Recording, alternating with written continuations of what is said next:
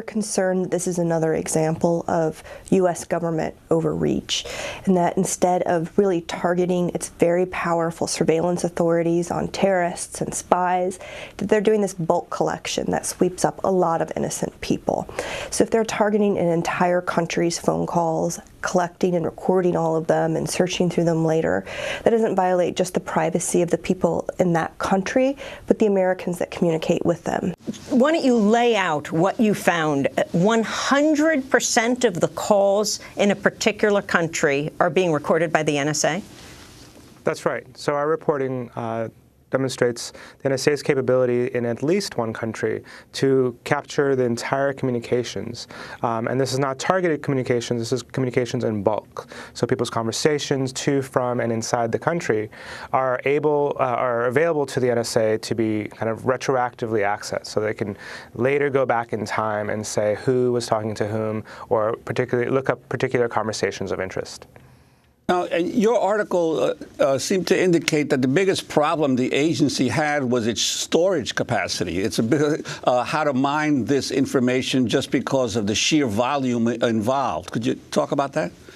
Yeah, that's actually been a common thread in most of the stories that we've come out with, including the data center one. We previously covered the NSA's accessing of address books. This is like who the address books in your phone. And often a common theme is that the NSA hits up on technology barriers, so limits to storage, limits to bandwidth, limits to processing power. And that's when we see the information in the slides that we have. And that's really telling, since it highlights a kind of a larger problem, which is that the limitations are not legal or policy restrictions, right? The limitations are technical restrictions.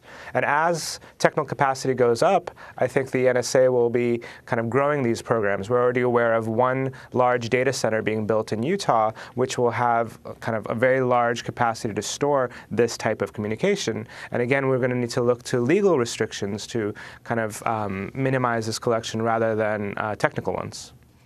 Ashkan, how does the conversation go with the U.S. government and the Washington Post when they make their case for you not identifying the country that is 100% monitored, all the phone calls?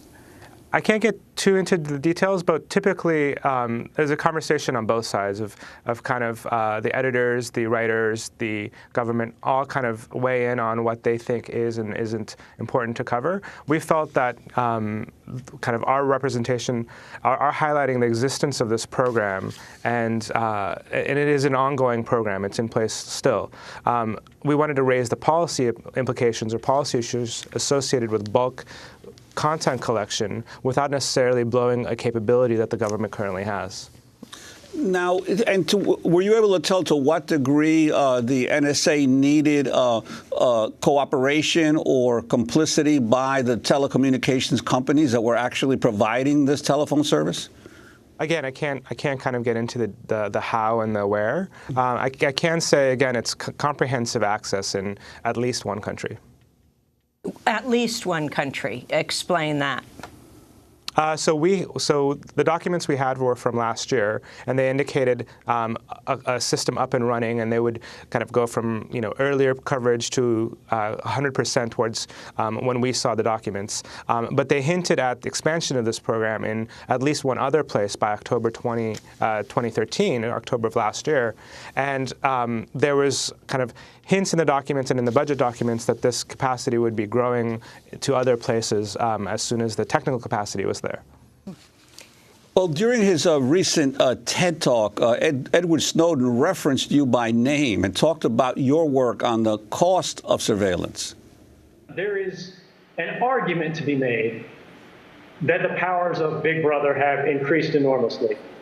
There was a recent legal article at Yale that established something called the Bankston-Soltani principle, which is that our expectation of privacy is violated when the capabilities of government surveillance have become cheaper by an order of magnitude. And each time that occurs, we need to revisit and rebalance our privacy problem. Now, that hasn't happened since the government's surveillance powers have increased by several magnitude, and that's why we're in the problem that we're in today. But There is still hope, because the power of individuals have also been increased by technology. I am living proof that an individual can go head-to-head against the most powerful adversaries and the most powerful intelligence agencies around the world and win. And I think that's something that we need to take hope from, and we need to build on to make it accessible not just to technical experts, but to ordinary citizens around the world. Journalism is not a crime. Communication is not a crime. Ashkan Soltani, your response to Edward Snowden? So he was highlighting a paper that we wrote, I co-authored with Kevin Bankston, looking at the Supreme Court U.S. versus Jones decision. It was a landmark privacy decision where they found that 28 days of continuous surveillance, location surveillance of an individual violated the Fourth Amendment. They actually kind of hung it on a particularity with regards to access of the vehicle, but there was multiple concurring opinions of kind of describing the problem with mass prolonged surveillance. And so what we tried to do, we tried to kind of figure out what was the hook. There was a following that decision, there was a hearing in which I think Rep. Dowdy kind of went through a line of questioning and saying, well, why do we need Fourth Amendment protections around location surveillance? Do I need do I need a warrant? Do I need kind of probable cause to go and follow someone around on the street? Do I need to do so if I'm a police officer? Do I need a warrant to follow them around by car, by air, et cetera? And the answer to this is no, you do not, right? A police officer can decide to follow you, can decide to spend his time following you on the street and to do his job. And I think the key of that assumption is that the police officer would find it worth his time to follow you. He would be not following someone else that might be kind of more likely to be a suspect, and he would be spending his own precious time doing it. Technology's changed that. So what we looked at is we tried to highlight in terms of just dollars, what would it cost to follow around someone on foot traditionally, covertly, and how has technology changed that calculus? And so, for example, if a police officer wants to follow you around on foot, an average salary of a police officer comes down to something like $50 with benefits, including kind of overtime and all this kind of stuff. And if he wanted to do so, or if the police wanted to follow you around covertly, they'd need 5 or so agents in what's known as a floating box formation, so people could swap in and swap out, and you wouldn't know who's following you. That's somewhere on the order of $250 an hour to follow an individual throughout the day, right? And there's like human limits to that, but let's just, for the sake of argument, take that as a base number. Now we compare that to what we know around what telephone providers or telcos charge the government for location tracking using your cell phone or using a GPS device. And that comes down to somewhere to like $10 an hour down to even 4 cents an hour for an entire month to track someone on Sprint's network. So the government can pay a flat rate to Sprint, and it comes down to something around 4 cents an hour to track an individual. That's very different than $250 an hour to track an individual. And as such, the calculus is orders of magnitude less, right? They have orders of magnitude less barriers to be able to track you on the street, and therefore they're more likely to do so. So in other words, the cost-benefit analysis of a total police state where people are following you around is just too prohibitively expensive, but now with technology, the cost-benefit has been reduced dramatically. Yeah, I mean, an example that we use at the very end of the paper is right after the Supreme Court decision, an FBI official kind of announced that they had to request permission to turn on 3,000 devices that were in the field so that they could go get them. Right after this decision, they had to disable those devices, and they needed permission to turn on those devices. They needed from the courts in order to go retrieve them. What's interesting about that is that it indicates that at that point in time, there was at least 3,000 devices in the field that they needed to go collect. And if you do the math, again, 3,000 kind of simultaneous targets would require somewhere in the order of 15,000 individuals full-time tracking the location of those targets. The FBI currently has something like 13,000 field agents that would be doing this work. And assuming that they did nothing else, they didn't sleep, they didn't shower, they did only surveillance, there would still not be enough FBI agents to surveil 3,000 people simultaneously. And I think that's kind of the outcome as well. The technology allows a much greater capacity to do surveillance in bulk at a much lower cost, and so we're going to just do it because the technology can, and not kind of have a bigger policy debate of what is the right balance, right? How many agents should we have per person, per capita? We're going to link to your piece in the Yale Law Journal at democracynow.org. I wanted to turn to Deputy Director of National Security Agency Rick Leggett, who gave a response to Snowden's onstage virtual appearance at TED earlier in the week. Leggett insisted the NSA believes in a right to privacy. And we devote an inordinate amount of time and pressure, inordinate and appropriate, actually, I should say, amount of time and effort in order to ensure that we protect that privacy, and beyond that, the privacy of citizens around the world. It's not just Americans. Several things come into play here. First, we're all on the same network. My communications, I'm a user of a particular internet email service that is the #1 email service of choice by terrorists around the world, #1. And so I'm there right beside them in email space, in the internet. And so we need to be able to pick that apart and find the information that's relevant. In doing so, we're going to necessarily encounter Americans and innocent foreign citizens who are just going about their business. And so we have procedures in place that shreds that out, that says, okay, when you find that, not if you find it, when you find it, because you're certain to find it, here's how you protect that. These are called minimization procedures. They're approved by the Attorney General and constitutionally based. And so we protect those. And then for people, citizens of the world who are going about their lawful business on a day-to-day basis, the president, on his 17 January speech, laid out some additional protections that we are providing to them. So I think absolutely folks do have a right to privacy. That's the Deputy Director of the National Security Agency, Rick Leggett, giving a TED Talk actually from Fort Meade, Maryland, in response to Edward Snowden's TED Talk earlier this week. Your response to this, Ashkan Soltani? Well, the fact that he gave a TED Talk is amazing on a number of levels.